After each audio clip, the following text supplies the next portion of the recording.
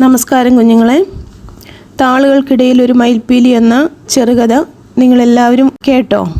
അത് നിങ്ങൾ തനിയെ നിങ്ങളുടെ ടെക്സ്റ്റിൽ വായിക്കാൻ ശ്രമിക്കുക. വളരെ നല്ല ഒരു സൗഹൃദത്തിൻ്റെ കഥ പറയുന്ന ഒരു വളരെ മനോഹരമായ ഒരു കഥയാണിത്, ചെറുകഥയാണിത്. കഥ വായിച്ചിട്ട് എന്തെങ്കിലും സംശയം ഉണ്ടെങ്കിൽ നിങ്ങൾക്ക് ചോദിക്കാം. ഏതെങ്കിലും വാക്കുകളുടെ അർത്ഥമോ മനസ്സിലാകാത്ത ഏതെങ്കിലും ഭാഗമോ ഉണ്ടെന്നുണ്ടെങ്കിൽ നിങ്ങൾക്ക് ചോദിക്കാം. ഞാനിന്ന് നിങ്ങളുടെ ചോദ്യോത്തരങ്ങളിലേക്ക് പോവാം. ആദ്യത്തെ ക്വസ്റ്റ്യൻ എന്ന് പറയുന്നത് എന്താണ്? കഥാസന്ദർഭങ്ങൾ കണ്ടെത്താം. കഥ വായിക്കൂ, മനസ്സിൽ പതിഞ്ഞ സന്ദർഭങ്ങൾ അവതരിപ്പിക്കൂ. ഈ കഥയിൽ നിങ്ങൾക്ക് ഇഷ്ടപ്പെട്ട ഭാഗം അല്ലെങ്കിൽ നിങ്ങളുടെ മനസ്സിനെ ഉലച്ച ഭാഗം ഏതെങ്കിലും ഉണ്ടെങ്കിൽ ആ ഭാഗം ഒരു സ്കിറ്റായിട്ടോ ചെറിയ ലഘുനാടകമായിട്ടോ ഒക്കെ അവതരിപ്പിക്കാം നിങ്ങൾക്ക്. അടുത്ത ക്വസ്റ്റ്യൻ, വിശകലനക്കുറിപ്പ് തയ്യാറാക്കുക.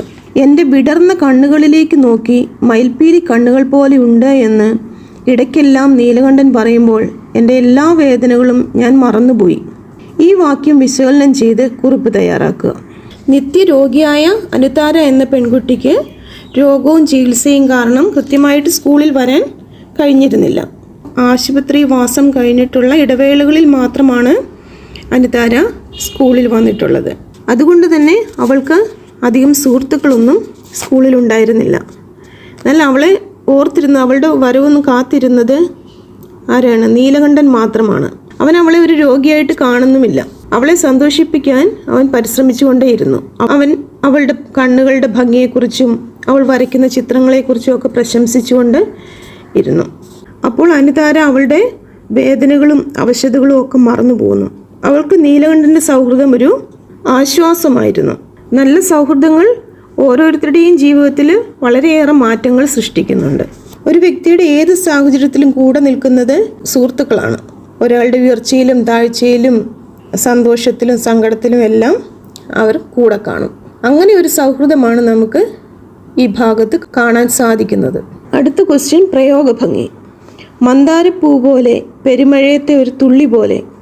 ഈ കഥയെ മനോഹരമാക്കുന്ന ഇത്തരത്തിലുള്ള പ്രയോഗങ്ങളാണ്. കൂടുതൽ പ്രയോഗങ്ങൾ പാഠഭാഗത്തു നിന്ന് കണ്ടെത്തി എങ്ങനെയാണ് അവ കഥയ്ക്ക് ഭംഗി നൽകുന്നത് എന്ന് വിശദീകരിക്കുക. മന്ദാരപ്പൂ പോലെ, പെരുമഴയത്തെ ഒരു തുള്ളി പോലെ, വിടരാതെ കരിഞ്ഞുപോയ ഒരിതൾ പോലെ തുടങ്ങിയ ഒരുപാട് പ്രയോഗങ്ങൾ ഇവിടെ ഈ കഥയിൽ കാണാൻ സാധിക്കും. നീലകണ്ഠൻ്റെ ചിരിയെയാണ് മന്ദാരപ്പൂവിനോട് ഉപമിച്ചിരിക്കുന്നത്. കണ്ണ് കാണാൻ കഴിയാതെ നീലകണ്ഠൻ തൻ്റെ കൂട്ടുകാരിയെ കാണാൻ വന്നപ്പോൾ കണ്ണ് നിറഞ്ഞ് ഒഴുകിക്കൊണ്ടിരുന്നു. അപ്പോഴും അതിനിടയിലും നീലകണ്ഠൻ ചിരിക്കാൻ ശ്രമിച്ചു, തൻ്റെ കൂട്ടുകാരിയെ സന്തോഷിപ്പിക്കാൻ ശ്രമിച്ചുകൊണ്ടിരുന്നു.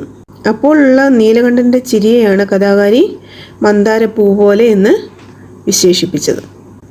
അതുപോലെ പെരുമഴയത്തെ ഒരു തുള്ളി പോലെ എന്ന് പറഞ്ഞത് ഒരു വലിയ ആൾക്കൂട്ടത്തിന് നടുവിൽ നീലകണ്ഠനെ കണ്ടുപിടിക്കാനുള്ള പ്രയാസത്തെയാണ് കാണിക്കുന്നത്. ധാരാളം കുട്ടികൾ പഠിക്കുന്ന ഈ സ്കൂളിൽ നിന്ന് നീലകണ്ഠൻ എന്നൊരു കുട്ടിയെ കണ്ടെത്താൻ അനുതാരയ്ക്ക് വളരെ പ്രയാസമായിരുന്നു. അതിനെ വളരെ മനോഹരമായി കഥാകൃത്ത് അവതരിപ്പിച്ചിരിക്കുന്നത് എങ്ങനെ? വലിയ മഴയത്തെ ഒരു തുള്ളിയോടാണ് അതിനെ ഉപമിച്ചിരിക്കുന്നത്. അതുപോലെ വിടരാതെ കരിഞ്ഞു പോയ ഒരിതൾ പോലെ എന്നത് കഥാകൃത്തിൻ്റെ കുട്ടിക്കാലം രോഗത്താൽ നഷ്ടപ്പെട്ടതിനെയാണ് കാണിക്കുന്നത്.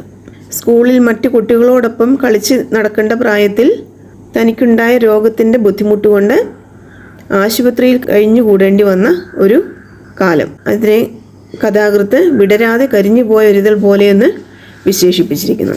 ഇവിടെയെല്ലാം ഉപമയുടെ പ്രയോഗഭംഗിയാണ് നമുക്ക് കാണാൻ സാധിക്കുന്നത്. അടുത്ത ക്വസ്റ്റ്യൻ, കണ്ടെത്തി എഴുതാം. അത് വെട്ടി വിറ്റു, തീർത്താലും തീരാണ്ടല്ലേ കടം. അയ്യോ, എന്തിനാ ഇങ്ങനെ കരയണത്? നോക്ക്, ഞാൻ കരയണില്ലല്ലോ. ഇനി എൻ്റെ പങ്കും കൂടി അനുതാര പഠിച്ചോളൂ. നീലകണ്ഠൻ്റെ സ്വഭാവത്തിലേക്കും ജീവിതത്തിലേക്കും വെളിച്ചം വീശുന്ന സംഭാഷണ ശകലങ്ങൾ ശ്രദ്ധിച്ചല്ലോ. ഇതുപോലെ പാഠഭാഗത്തു നിന്നും കൂടുതൽ സംഭാഷണങ്ങൾ കണ്ടെത്തി എഴുതൂ.